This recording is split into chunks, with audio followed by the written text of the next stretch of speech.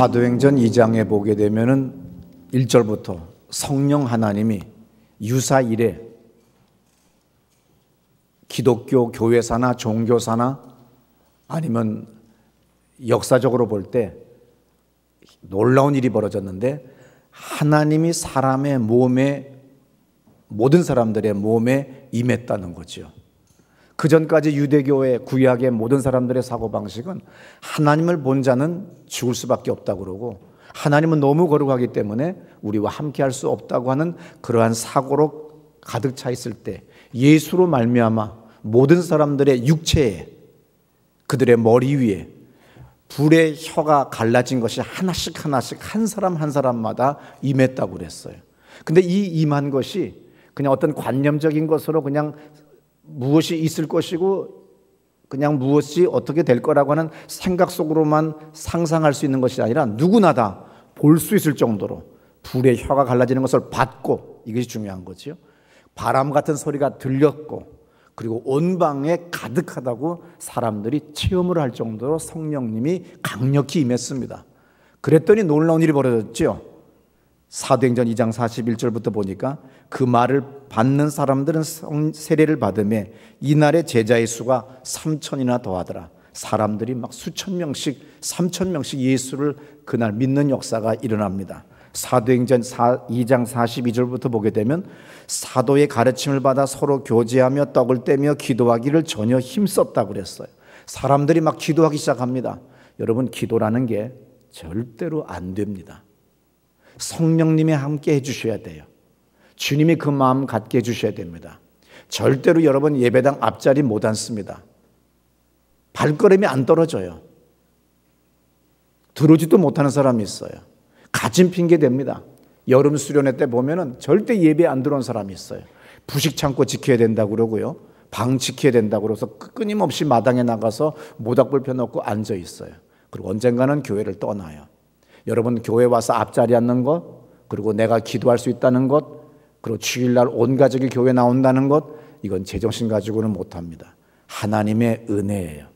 우리가 철없을 때, 모를 때는 내가 건강해서 건강한 거고 내 의지로 나온 것 같지만 지나고 보면 어느 날 하나님의 은혜라는 걸 알아요. 저는 이상한 징크스가 있어요. 20대 때 신학대학교 1학년 때 제 친구가, 동창이 마침 그 체육관 헬스클럽을 운영하기 때문에 나도 식스팩을 만들고 싶어가지고 갔어요. 그리고 일주일 하고 제가 2주를 알아 누웠어요. 그만뒀지요.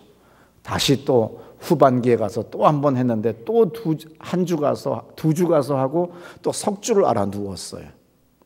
30대에도 그렇게 하다가 그만뒀어요. 그리고 드디어 제가 지난달에 또 2주 연속 새벽마다 가서 하고 지금 한 달째 감기가 안 끊어져요. 뭐 그냥 코감기, 기침감기, 무슨 감기 해서 열감기 해서 종류별로 쭉 가는데 식스팩은커녕 일어나서 걸어서 설교라도 해야 되겠다. 이제 다시 겸손해지는 거예요. 여러분, 내가 지금 등산하는 거 잘나서 등산하는 거 아니에요. 주님이 어느 날 혈관 하나 막히게 해서 뇌경색, 뇌출혈을 일으키면요, 천하장사도 없습니다.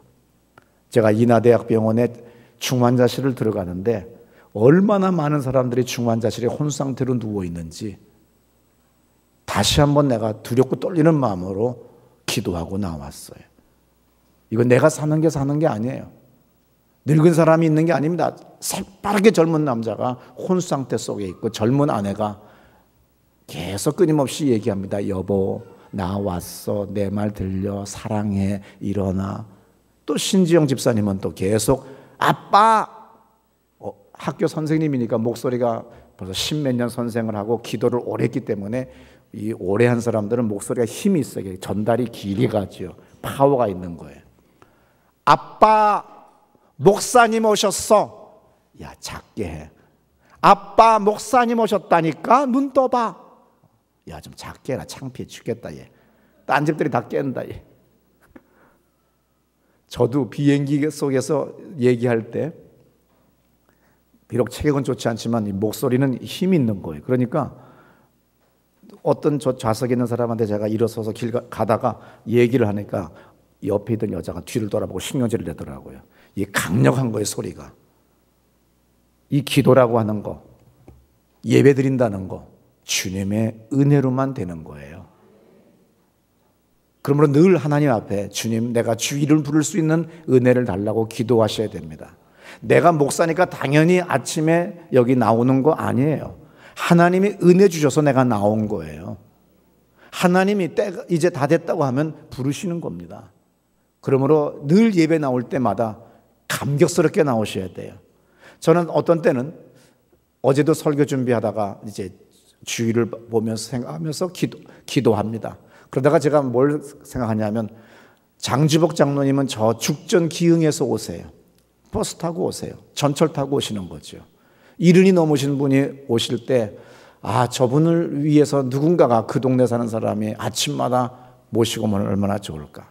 또 우리 교회가 부흥을 해서 우리 교회가 내가 이제 어느 날 여러분들이 나 운전기사 하나 채용해 준다면 또 자가용도 주신다면 아무도 아멘 안 하시네요. 그냥 돈 안 드니까 하세요. 지금 안 될 거니까. 그냥 빈말이라도 나는 1억 헌금하겠어요. 담임 목사님 벤츠 사주겠어요. 해보세요. 정말 그런 일이 벌어집니다. 여러분, 내가 돈 내라고 지금 그 얘기하는 거 아니에요. 그러면 내가 아침에 운전기사를 보내서 모시고 왔으면 좋겠어요. 그러다가 아니야. 제 발로 걸어와야 돼. 그게 축복이야. 그게 건강한 거예요. 어느 날 자가용을 타고 뒤에 앉으면 사람이 망가진대요. 곽선희 목사님께서 80살이신데 식사를 하려고 같이 만나는데 제 앞에 서지를 않아요. 자동차가 쑥 들어가서 저 구석에다 세워요. 그래서 제가 생각하기를 기사가 나쁜 녀석이다. 어떻게 할아버지 목사님을 80살이신데 저 구석에 가다가 처박아 놓나 그랬어요. 근데 곽선희 목사님이 걸어 나오시는 거예요. 자기는 지금까지 운전을 직접 했대요. 강남의 큰 교회 담임 목사였지만 운전기사 없대요. 내가 왜 내 목숨을 남한테 맡기니? 그리고 운전을 하면 뇌세포가 20%가 활성화가 된대요. 치매 예방에 좋다는 거죠. 그래서 자기는 운전을 지금도 하신다는 거예요. 벤츠 스포츠카를 타고 오셨어요. 저 목사 운전해? 그래서 저는 아예 안 합니다. 운전면허증이 없습니다. 빨리 따. 60 이전에 따면 고속도로 올라갈 수 있지만 60 이후에 따면 고속도로 못 올라가 그래요. 제가 부랴부랴 따서 고속도로 올라갔잖아요. 경주도 갔다 왔고요. 부산도 갔다 왔어요. 3만 킬로를 달려버렸어요. 60 이전에 따야 고속도로 올라간다는 바람에. 근데 이분이 뭐라고 그래요? 곽선희 목사님이. 큰 교회 목사님들, 운전기사 두고 뒤에 앉으신 분들. 그분 곽선희 목사님이 80살이를 볼 땐 다른 분들이 다 애들이잖아요. 걔 봐봐. 다 뒤에 앉아가지고 애들이 다 중풍이 오고 못 걷고 살은 건지 죽은 건지 당뇨니 뭐니 하고 있잖아. 운전을 해야 된다니까. 그렇게 사람이라는 게 뒤에 앉으면 안 된대요. 그래서 저도 장주복 목사, 장로님을 내가 모시고 오려고 하다가 걸어오시라고. 지하철 타고 오시라고. 그래서 내 나이 80이 됐지만 주님이 처음 나를 부른 40살 때 같이 내가 도리어 더 강건합니다 하는 갈렙의 고백과 같이 강건하기를 제가 축원하는 마음으로 그래서 차 안 보내기로 했어요. 그래서 앞으로도 20년을 계속 그냥 전철을 타고 오시는 거죠. 이것이 복이에요. 신지영 집사님이 내가 아버지 빨리 돌아가시도록 기도하고 고통 없이 돌아가시도록 기도하고 마늘을 대비해서 너 자식은 너 하나밖에 없으니 사진도 영정사진 필요하잖아. 자기 장례식 안 하겠대요. 그냥 하겠대요. 얘야 장례식을 안 한다고 해도 관 들을 사람은 6명이 필요해. 그러니까 목사는 별걸 다 준비해야 되잖아요. 그러니까는 장례식 준비해야 되고 관 들을 사람이 6명이 필요하다니까. 나래도 들어야 되지 않니? 그러니까 빨리 사진 준비해라 했더니 이렇게 얘기해요. 내가 아버지를 너무 하더니 부려먹었대. 왜? 아버지를 모시고 살았지만 아버지가 아침마다 자기와 외손자를 학교 오가게 하는 운전했고 아버지 잔소리 해드렸고 아버지가 설거지했고 아버지가 어머니가 안 계시기 때문에 호레비 아버지가 방 청소했고 빨래했고 빨래 나러 또 막 또 울기 시작해요. 그래서 자기는 불효자식이기 때문에 아버지에게 효도한대요. 아니다. 지금 돌아가시는 게 제일 효도다. 왜냐하면 아버지는 자식을 위해 빨래하는 게 너무 기쁜 거야. 놀고 있어 봐라. 그리고 너희들 다 아침마다 학교에 태워다 줬잖아. 그게 기쁜 거야.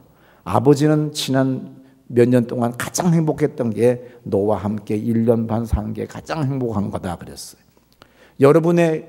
여러분을 위하여 기도하는 거, 다른 사람을 위해 기도하는 것이 중노동 같고 귀찮은 것 같지만 그건 엄청난 축복이에요. 믿습니까? 아무쪼록 가다가 거기까지 갔어요. 인천까지. 아무쪼록 사도행전 2장 43절에 사도들로 인하여 기사와 표적이 많이 나타나니 지금 계속 좋은 일들을 지금 기록했다는 걸 지금 하고 있어요. 44절에 보니까 이런 말씀이 있어요. 믿는 사람이 다 함께 있어 모든 물건을 서로 통용하고 그랬어요. 45절에 재산과 소유를 팔아 각 사람의 필요를 따라 나눠주고 날마다 마음을 같이하여 성전에 모이기를 힘쓰고 성령이 임했더니 사람들이 막 교회에 막 모입니다. 집에서 떡을 뗍니다. 기쁨과 순전한 마음으로 음식을 먹습니다. 하나님을 찬미합니다. 그리고 온 백성에게 칭송을 받습니다. 그랬더니 주께서 구원받는 사람을 날마다 더하게 하시니라. 여기는 어둠이 없어요. 기쁨과 전진과 부흥과 돌파가 계속 있는 거예요. 사도행전 4장 32절을 봤더니 뭐라고 써 있어요? 믿는 무리가 한 마음과 한 뜻이 되어 모든 물건을 서로 통용하고 제 재물을 조금이라도 제 것이라는 이가 하나도 없더라. 33절 사도들이 큰 권능으로 주 예수의 부활을 증거하니 무리가 큰 은혜를 얻었고 그 중에 핍절한 사람이 없으니 이는 밭과 집이 있는 자는 팔아 그 판 것의 값을 가져다가 사도들의 발 앞에 두매 저희가 각 사람의 필요를 따라 나눠 주미러라. 구브로에서 난 레위족이 있으니 이는 요셉이라. 사도들이 일컬어 바나바라 하니 그가 밭이 있음에 팔아 값을 가지고 사도들의 발 앞에 두니라. 막 헌금들을 합니다. 그럼 그 헌금을 가지고 가난한 사람들에게 나누어서 다 같이 핍절한 사람이 없이 다 잘 먹고 살 수 있도록 그렇게 사랑이 넘치는 교회가 됐다는 거예요.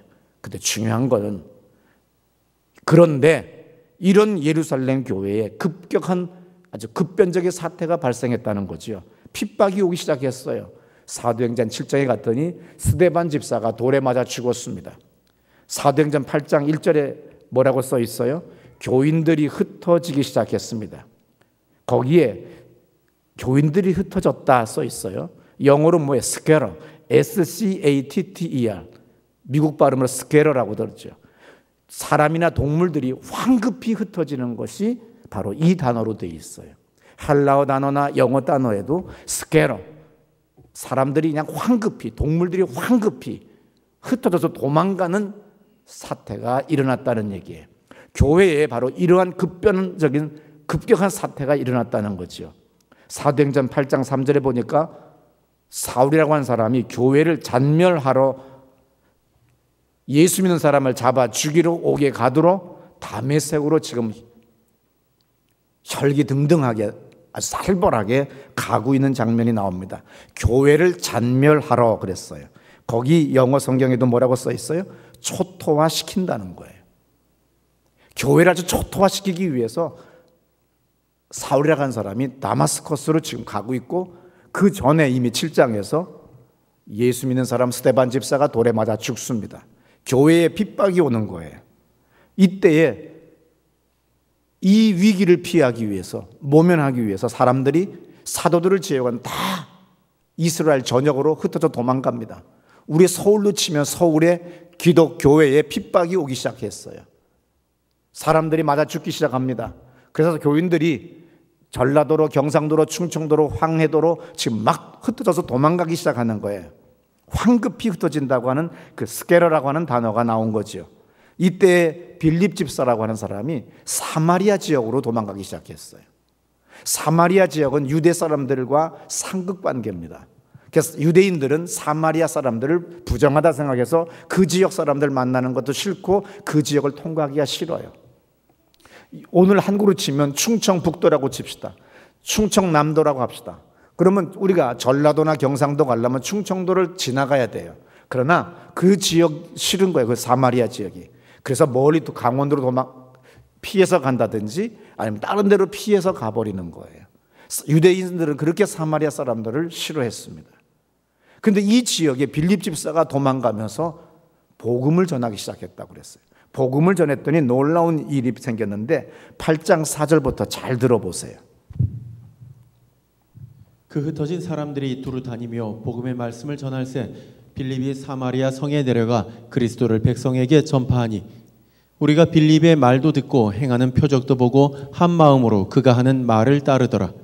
많은 사람에게 붙었던 더러운 귀신들이 크게 소리를 지르며 나가고 또 많은 중풍병자와 못 걷는 사람이 나으니 그 성에 큰 기쁨이 있더라.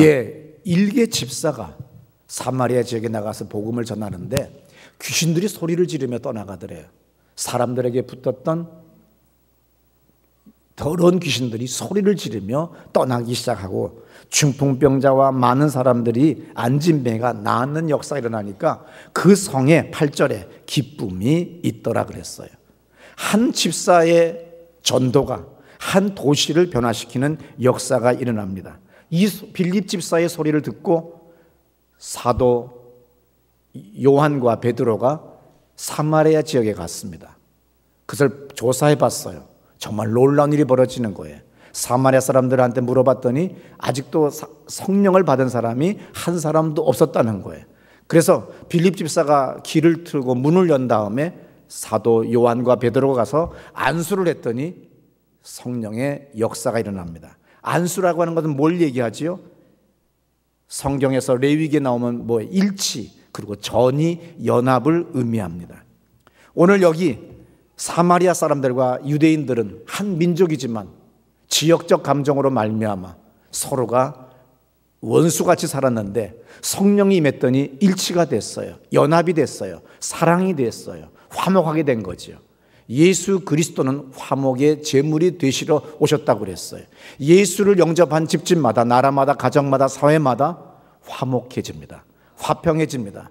근데 어떤 사람을 만나면 누구에 대한 반감이 생기고 누구에 대한 분노가 생기고 누구에 대한 약점을 보게 되고 그러면서 사이가 갈라지면 마귀 새끼예요. 귀신이 역사하는 인간이에요. 그런 사람이 교역자가 되고 그런 사람이 장로 집사가 되면 항상 곡해하게 돼요. 왜곡하고 생각하게 돼요. 그러면서 전부 다 뭡니까? 오해하게 됩니다. 갈등과 반목과 번민과 분열이 일어나는 거예요. 근데 어떤 사람이 나타나면 화해가 일어나는 거예요. 여러분은 화목한 사람, 화해의 사람, 일치하는 사람이 되어야 됩니다. 어느 직장이든 어느 공동체에 가든 간에 여러분 때문에 분열이 일어나는 것이 아니라 여러분 때문에 어떤 스캔들이 계속 끊임없이 루머가 생겨나는 것이 아니라 여러분 돕는 사람이 돼야 돼요. 어떤 여자를 만나면 계속 화가 치미는 일이 생겨요. 누구를 질시해야 되고 누구를 욕해야 되고 근데 어떤 여자를 만나면 편안해져요. 사랑이 넘쳐요. 기도하고 싶은 마음이 생겨요. 여러분, 왜 여러분들은 분별력이 없습니까? 여러분들이 만나는 직장이나 교회에서 어디서든 간에 그 사람을 만나면 새로운 정보를 얻고 난 다음에 막 분노가 치밀어 오르고 화가 치밀고 일하기가 싫어지고 교회 가기 싫어지고 기도하기 싫어지면 마귀 새끼 만난 거예요.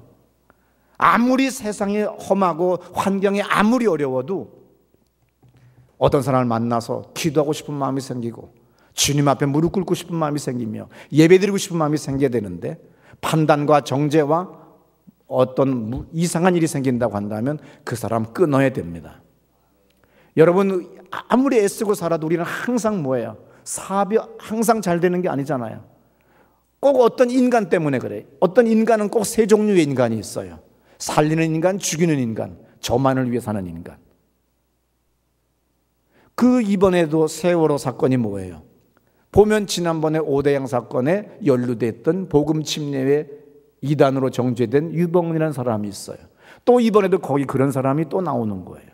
어떤 사람은 계속 그 사람이 가는 곳마다 죽음을 야기시키고 또 그 사람 때문에 뭐예요? 결론은 수많은 사건들이 계속 일어나가지고 얼마나 많은 사람들이 고통 속에 지금 세월호 사건 하나가 한국 경제의 성장이 1%가 줄어든대요. 그러면 여러분 목사 입장에서는 교인들 사업체를 다 한 번씩 전화를 해봅니다. 어느 장로님 사업체 보니까 예약이 80%가 취소됐대요. 이러면요, 오장육부가 뒤틀리는 일입니다. 눈이 하얘지는 거예요. 어느 실내 골프 사업하시는 분 저한테 그런데 그 사건 이후로 단 한 명도 등록하는 사람이 없대요. 음식점에도 사람이 안 온대요. 다들 집에서 텔레비 보다가 분노하고 욕하다가 다 자나 봐. 정신신경과만 잘 된대. 화병 때문에. 오늘 세상이 그런 세상인 거죠. 오늘 여러분 항상 사람을 잘 만나야 됩니다. 자식들한테 공부 잘해라 멍청한 소리 하지 말아요. 예수 잘 믿어라. 하나님의 은혜로 살아라. 그리고 만남의 복을 받아라. 사람은 성적 순으로 행복하지 않아요. 성적 순으로 인생이 달라지는 것 없어요. 하나님의 은혜로 살아야 되고, 그리고 모든 물질이든 내가 승진을 하든 사업이 잘 되든 안 되든 모든 것은 뭐예요? 사람 때문에 부도나는 거예요. 어떤 사람 때문에 속은 거예요. 어떤 사람 때문에 당한 거고, 어떤 사람 때문에 내가 실패한 거예요. 그 사람 때문에 사업에 문제가 생긴 거예요. 그리고 만남의 복을 달라고 기도해야 되는 여러분 되시기를 축원합니다. 아무쪼록 여기 사도 요한과 베드로가 안수했더니 일치와 연합이 그리고 화목의 역사가 일어났습니다. 성령을 받은 사람은 용서하게 됩니다. 사랑하게 됐고 일치하게 하고 화목하게 되는 걸 믿으시기 바랍니다. 어떻든 간에 일개 집사가 도시를 변화시켰어요.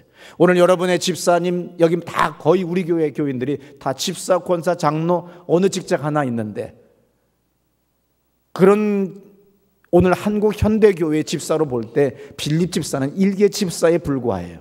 이 일개 집사가 사도행전 8장 8절에서 그 도시를 기쁘게 했다고 그랬습니다. 계속해서 빌립 집사가 성령의 인도를 받는 장면이 사도행전 8장 26절에 나와요. 주의 사자가 빌립더러 가로되 그랬어요.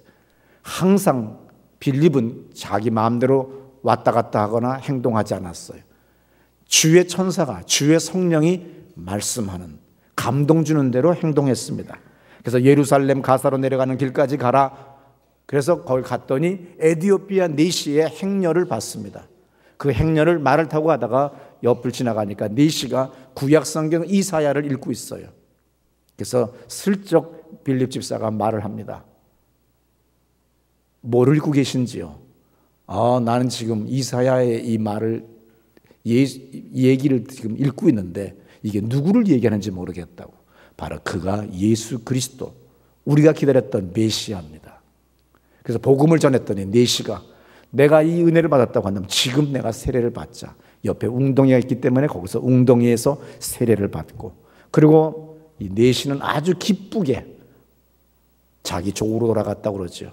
그리고 그 에디오피아 니시의 복음 전파로 말미암아 기독교 에집트에도 지금 기독교가 전파되는 역사가 일개 빌립 집사로 말미암아 있게 된 겁니다.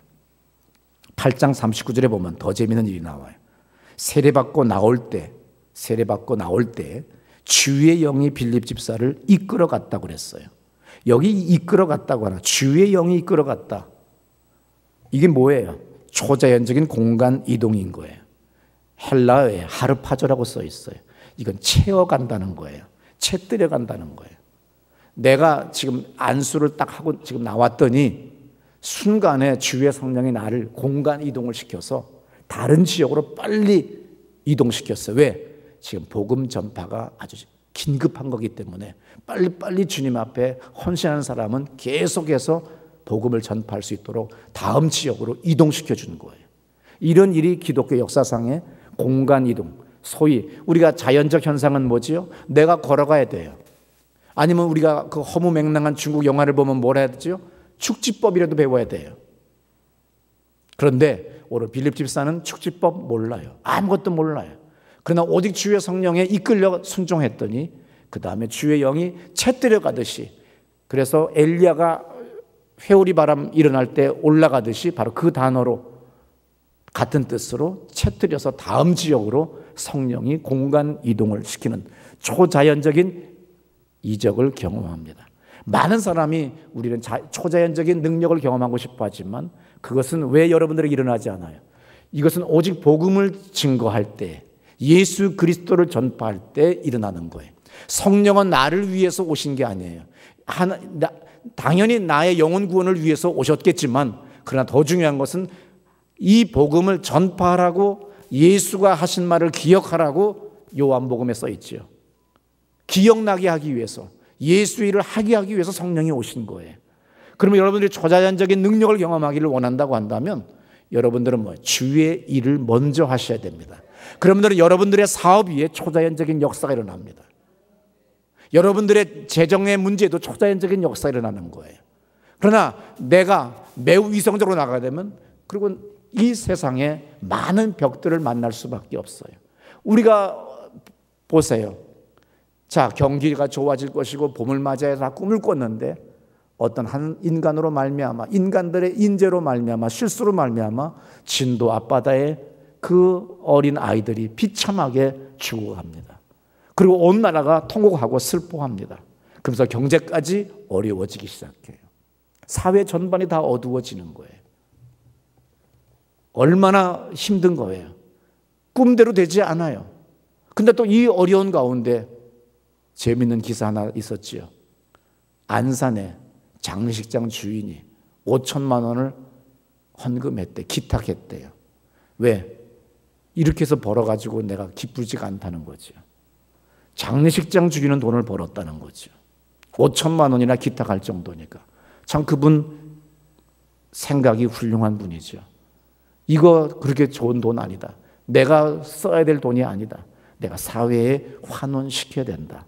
그래서 성금을 냈다는 거예요.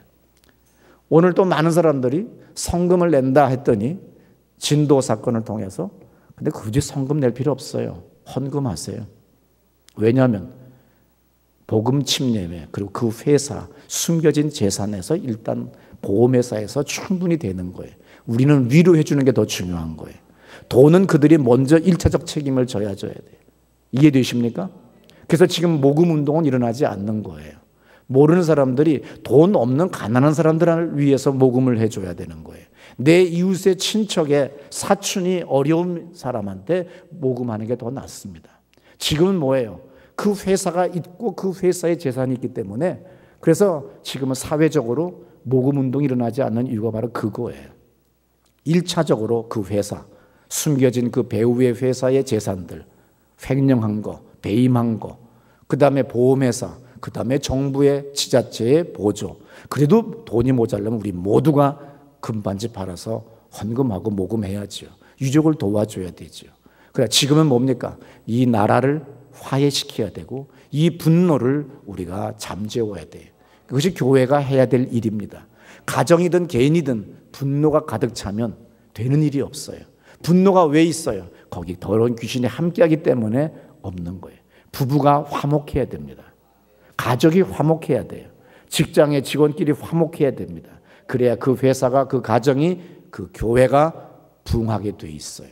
왜냐하면 귀신에게 사로잡혔기 때문에 불화가 일어나는 거고 불협 화음이 일어나는 거기 때문입니다. 아무쪼록 일개 집사가 기도를 많이 했기 때문에 능력받았다고 성경에 써 있지 않아요.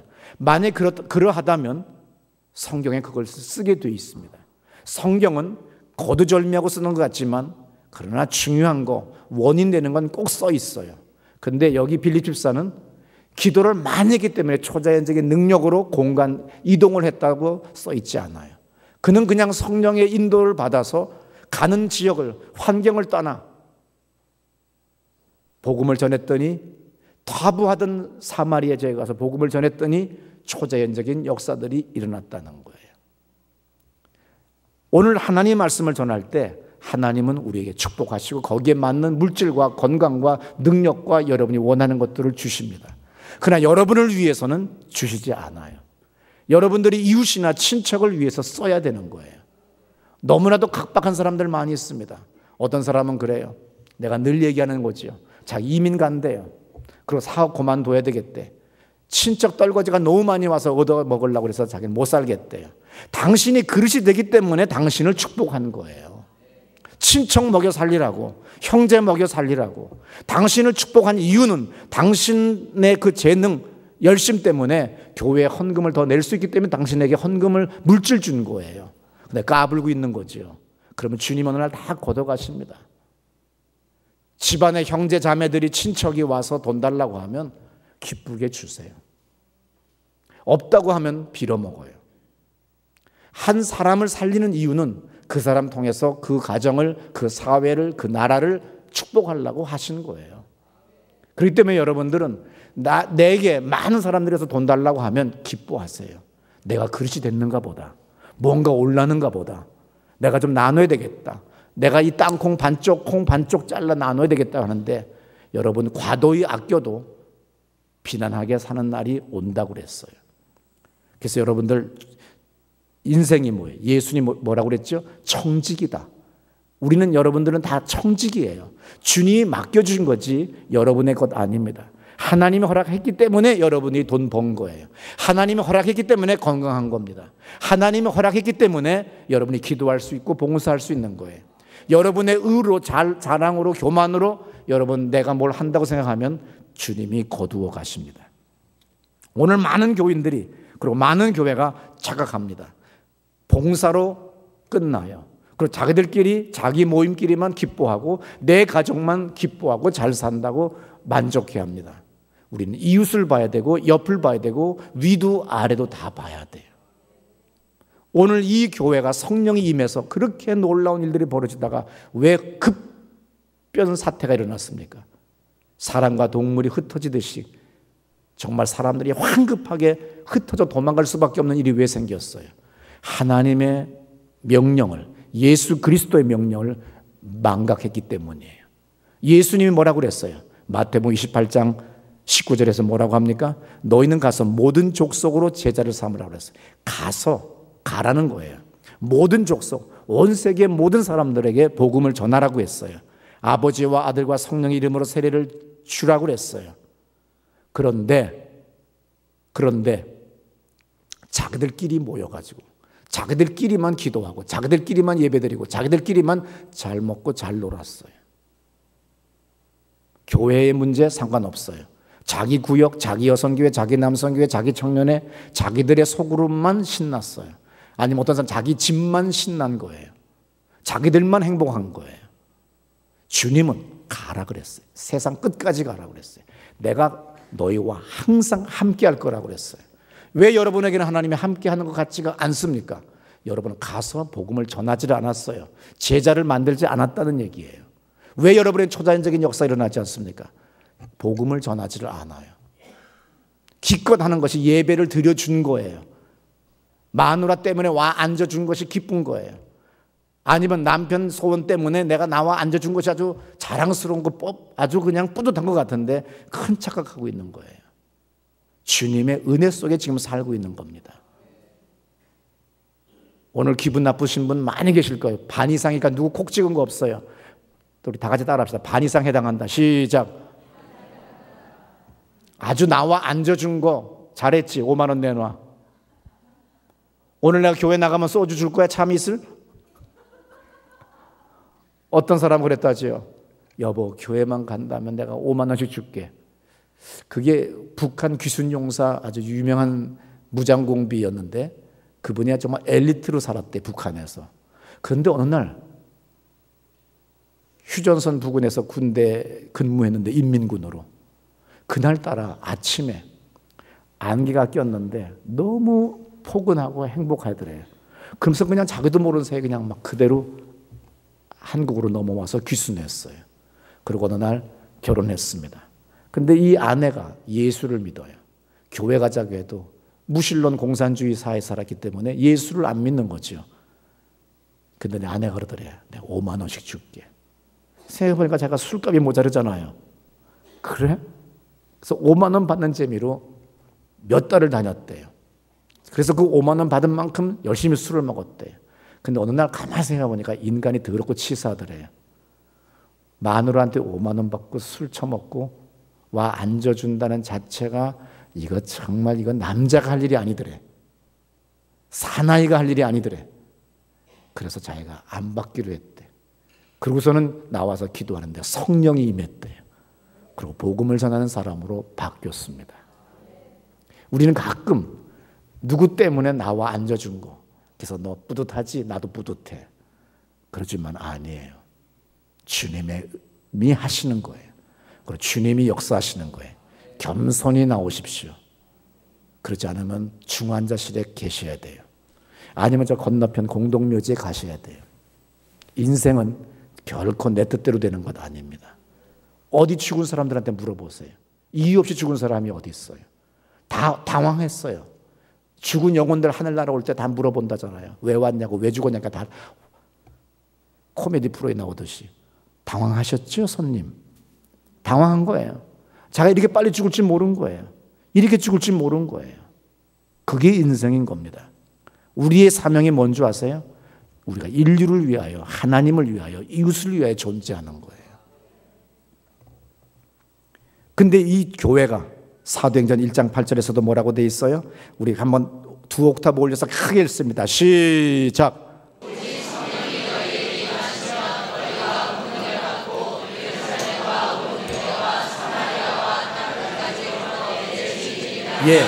예수님 뭐라고 그랬어요? 마지막 승천하기 직전까지도 성령이 임하면 니들이 땅끝까지 이르러 증인이 될 거다. 왜냐하면 사람의 사고로는 자꾸 안주하게 돼 있고 게으르고 나태하게 돼 있어요. 조금이라도 눕고 싶고 텔레비 보고 싶고 자고 싶어요. 놀고 싶은 게 사람의 성격이에요. 하나님이 우리 속성 아세요. 그래서 니들 정신으로는 전도 못하고 봉사 못한다, 예배 못 드린다. 그러니까 성령이 임하면 할 수 있으니까 성령을 받을 때까지 모여 있어라 그랬어요. 정말 성령이 임했으면 어떻게 돼요? 주님의 명령이 뭐죠? 지상 명령이 땅끝까지 가서 복음을 전해야 돼요. 그걸 안 한 겁니다. 그들이 주님이 흩어버린 거예요. 교회를 그야말로 초토화시켜버리고, 그리고 막 급변하게 사태가 일어나서 동물이나 사람이 급하게 황급히 도망치듯이 그런 현상이 일어나기 시작한 거예요. 우리 인생의 어느 날 평안이 깨지고 평온이 깨지고 평화가 깨지고 황급하게 도망가야 되고 피해야 되고 그리고 살아야 될 때가 있잖아요. 주님의 만지심이에요. 우리가 안주하기 때문에, 사명을 잃어버렸기 때문에 주님이 다시 일깨워 주시는 거예요. 교회는 그래서 흩어져야 되는 거예요. 교회의 예산에 최소한 빚이 있다고 하면 10%는 선교와 사회를 위하여 써야 됩니다. 가장 이상적인 건 뭐예요? 30% 정도는 3분의 1은 교회의 예산이 이웃과 사회를 위하여, 선교를 위해 써야 돼요. 정말 이상적인 거, 50년, 100년 된 교회가 자기 교회에 자기 땅, 자기 건물이 있다고 한다면 예산의 반 이상은 이 사회를 위해서, 이 민족을 위하여 써야 됩니다. 그런데 교회의 존재 가치는 뭐예요? 영혼 구원, 그리고 사회, 인류를 위해서, 하나님을 위해서 있는 거예요. 교회는 예산이 플러스가 되고 흑자를 만드는 게 목적이 아니에요. 손해를 보더라도 교회는 적자가 돼서 넘겨야 돼요. 왜냐하면 여러분들이 고위직에 있거나 사회생활의 폭이 넓어 보세요. 여러분들이 그 위치만큼 돈을 쓰게 돼 있어요. 차 바꿔야 돼요. 골프 치러 가야 돼요. 골프 치려고 골프채 샀더니 차에 안 들어가. 그게 차 바꿔야 되는 거예요. 옷 사 입어야 돼요. 어떤 교인이 나보고 골프 치라고 옷을 두 세트를 싸서 보내더라고요. 내 생각에 나는 한 벌이면 칠 줄 알았더니 아니라는 거지. 아침부터 치다 보면 옷 갈아입어야 된다는 거지. 그러면 봄, 여름, 가을, 겨울 입어야 되잖아요. 차 바꿔야 되잖아요. 어느 교인이 골프채를 선물해 주셨어요. 내 차에 실을 냈더니 안 들어가는 거야. 어쩐지 골프 치는 사람들이 좋은 차 타는 이유를 알겠더라고. 여러분, 자기 지위만큼 사회 활동비가 필요하죠. 교회는 여러분보다 더 큰 존재예요. 더 큰 가치를 가진 기관이에요. 교회는 흑자를 만드는 게 목적이 아니에요. 사회를 위하여, 이웃을 위하여, 하나님을 위하여, 영혼 구원을 위하여 써야 됩니다. 나라가 왜 부채가 생깁니까? 국민의 복지를 위해서, 또 국가의 안전을 위해서 국방비와 복지비와 교육비에 많은 돈을 투자해요.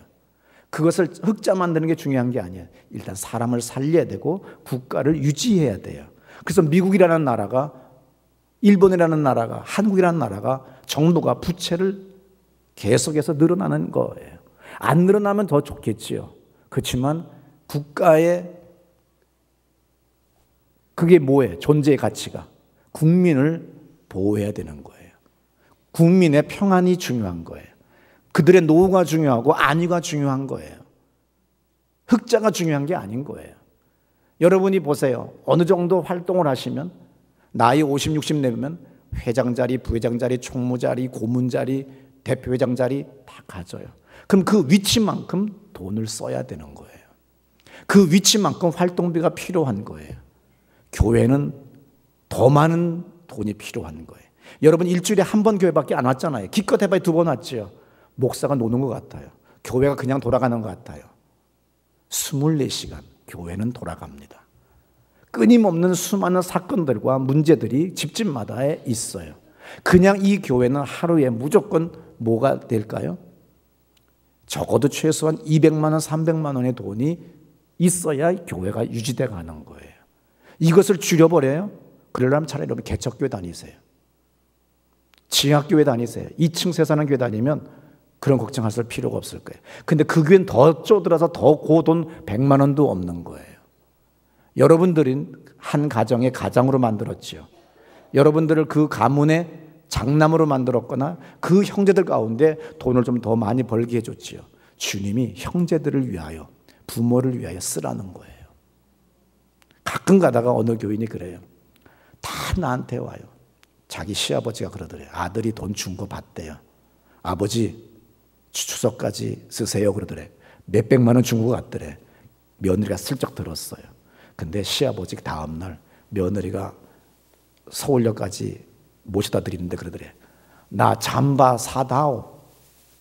아버지 어저께 남편이 줬잖아요. 아, 나 잠바 사달라고 막 그러더래.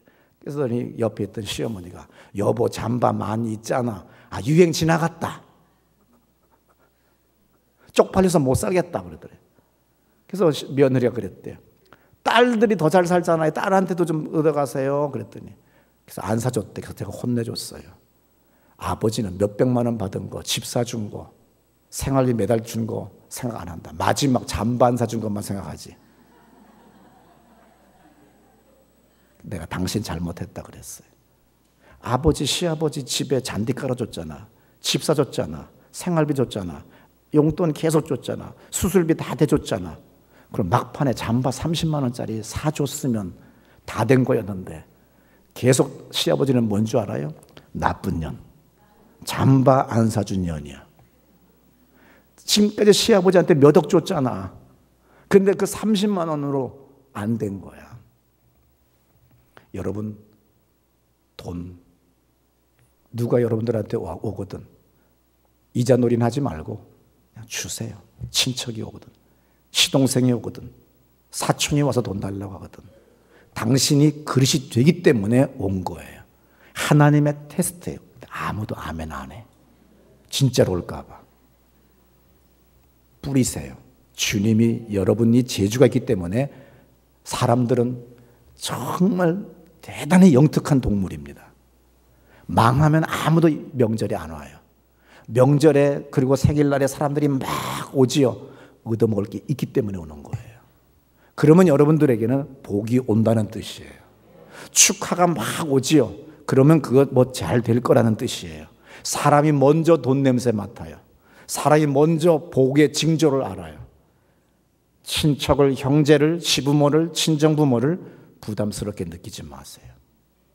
오늘 이 사회에 내는 세금을 부담스럽게 느끼지 마세요. 내가 가장 많은 세금을 내는 사람이 되리라. 내가 가장 많은 헌금을 내는 사람이 되리라. 내가 가장 많은 구제를 하는 사람이 되리라고 결심해 보세요. 초자연적인 역사가 여러분들에게 일어나는 걸 믿으시기 바랍니다. 오늘 왜 교회가 흩어졌습니까? 교회의 존재의 가치를 망각한 거예요. 교회의 사명을 망각한 거예요. 그래서 우리는 황급하게 흩어질 수밖에 없고 초토화될 수밖에 없는 일이 벌어진 거예요. 이 나라에, 여러분들의 가정에, 여러분의 사업에 황당한 일이 황급하게 흩어질 수밖에 없고 당황스러운 일이 생긴다고 한다면 주님의 만지심입니다. 그러므로 기뻐하세요. 주님, 내가 오늘 고쳐야 될 내가 고쳐야 될 방향, 그리고 고쳐야 될 행동들이 무엇이 있습니까? 내가 다시 주님이 원하신 그 장소, 그 자리, 그 시간에 그 사람들을 만나 그들과 함께 가겠습니다.